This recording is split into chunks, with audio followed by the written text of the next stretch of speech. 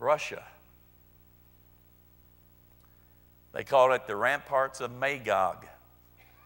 Number one, Magog is tied to the Scythians. Magog was the son of Noah's son, Japheth, who inhabited Central Asia. Meshach and Tubal were brothers to Magog.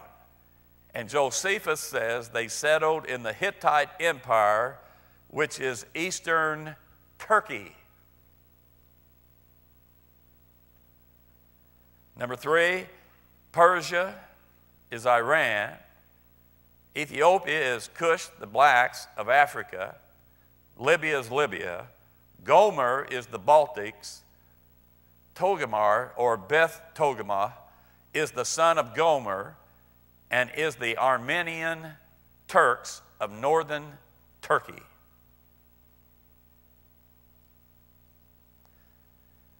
I think one of the big things that we've seen of late is how Turkey has pulled away from Israel now. And now Israel is her enemy. And they're making threats and everything to Israel now. It's real interesting.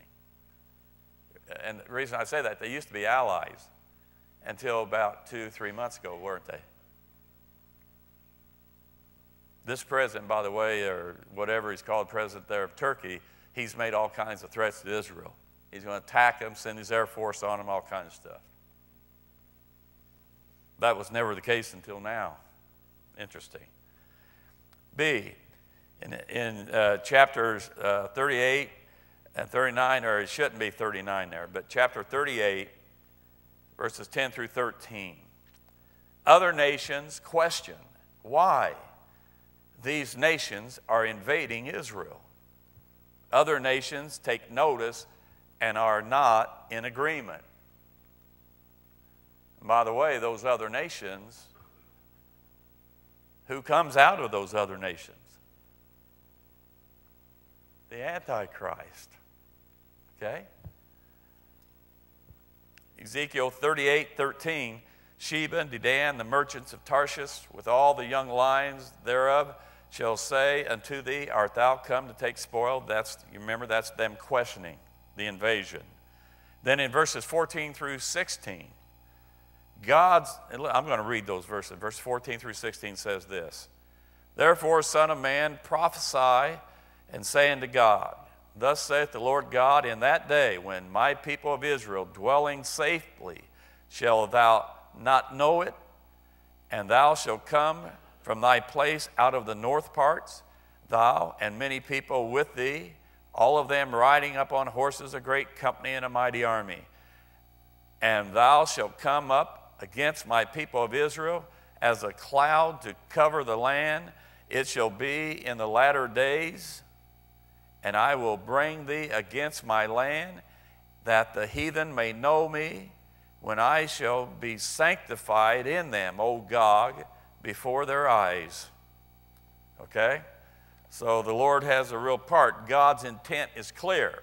He's going to bring them down himself. He's going to move in their minds and hearts. We need to go down. He will bring these nations against Israel to fulfill his purpose and plan. Are y'all following me? It gets better as we go, I promise. In Ezekiel 38, verses 17 through 23, God's anger is aroused, and he supernaturally moves in judgment against these invading countries. I'm going to go and read it. Verse 17 through 23 says, thus saith the Lord God, art thou he of whom I have spoken in old time by my servants, the prophets of Israel? And they prophesied in those days many years that I would bring thee against them. And it shall come to pass at the same time when Gog shall come against the land of Israel, saith the Lord God, that my fury shall come up in my face. For in my jealousy and in the fire of my wrath have I spoken. Surely in that day there shall be a great shaking in the land of Israel, so that the fishes of the sea and so on is going to shake. And verse 21, Verse 21, and I will call for a sword against them throughout all my mountains, saith the Lord God. Every man's sword shall be against his brother. And I will plead against him with pestilence, with blood, and I will rain upon him and upon his bands, and so on. The Lord's going to take care of them, just that simple. Okay, number one, God causes the enemy to become confused. They attack each other. You remember when Sennacherib came against Israel, and what did they do? They sent out Judah and all the singers, and they were singing, and Israel's army behind it, and sent them out, and it caused confusion and so on, you know. But God confused them, I should say, before they got there, and they turned on each other, and they killed each other. Remember that? They killed each other and all that. Same way here. Then God unleashes his classic sent weapons of his divine retribution: earthquakes, bloodshed, hailstones, and fiery burning sulfur. Number two, question: why would these Islamic nations and Russia want to invade Israel?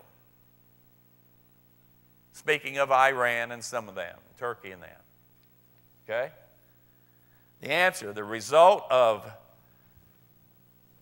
Psalm 83 in Damascus, their Islamic brothers just got whipped really bad by Israel.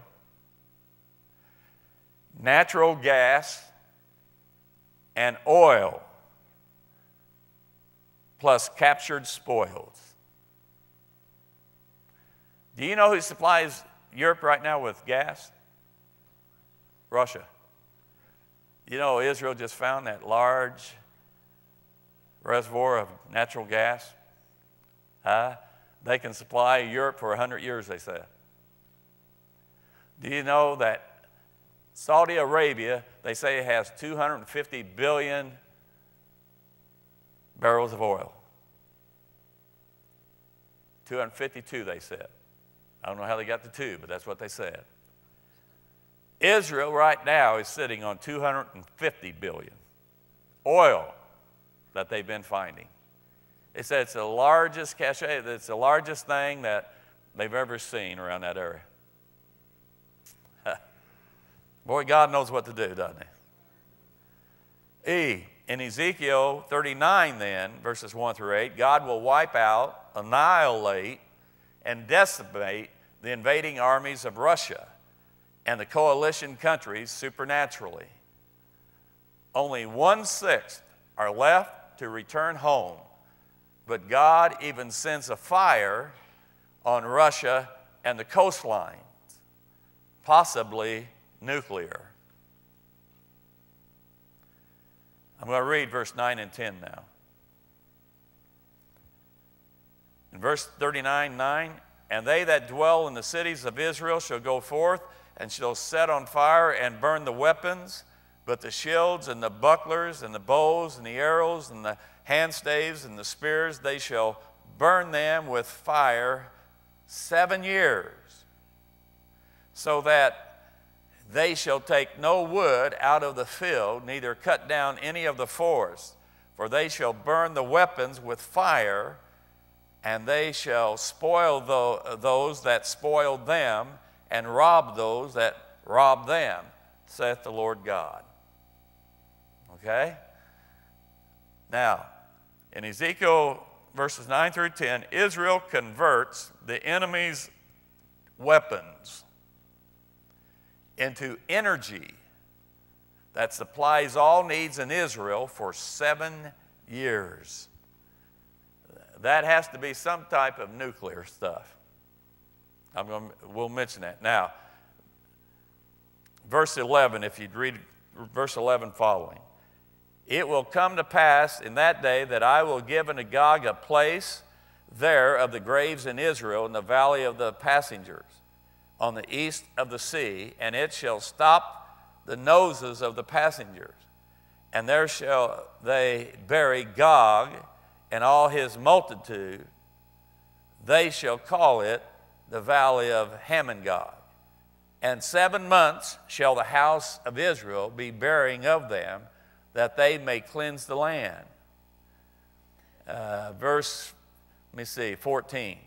And they shall sever out men of continual employment, passing through the land to bury with the passengers those that remain upon the face of the earth, to cleanse it. After the end of 7 months shall they search. Verse 17. And thou, son of man, thus saith the Lord God, speaking to every feathered fowl, and so I won't go there, okay. Now, follow me here. Where is I? In verses 11 through 16, Israel begins burying the enemy's dead. Interestingly, the valley of Hamongog is at the bottom of the old Jericho road and still connects Jerusalem and Jericho. We were there, matter of fact, when we went to Bethlehem. It is the West Bank, occupied by the Palestinians today. Yet Israel claims it all, matter of fact, after Psalm 83. Number one, this burying of the enemy's dead will require efforts by all of Israel's citizens for 7 months to bury all of the bodies. Afterward, they even hire professionals to decontaminate newly found bodies. People are not to even touch the bones, but are to put a marker next to it to identify it, so the professionals can come and take it away. Doesn't this fit modern nuclear, biological, chemical warfare decontamination procedures to a T? I don't know what God's going to use, but it's going to be something good. By its energy power, this procedure, it looks like, to me, a nuclear cleanup project. In chapter 39, verses 17 through 20, God invites all the scavenger birds or fowls to come and have a feast due to the carnage left on the battle or judgment field. Remember, this army was so large that God described them as a great horde, like a cloud covering the land. But now there are just dead bodies everywhere, and there are souls in hell.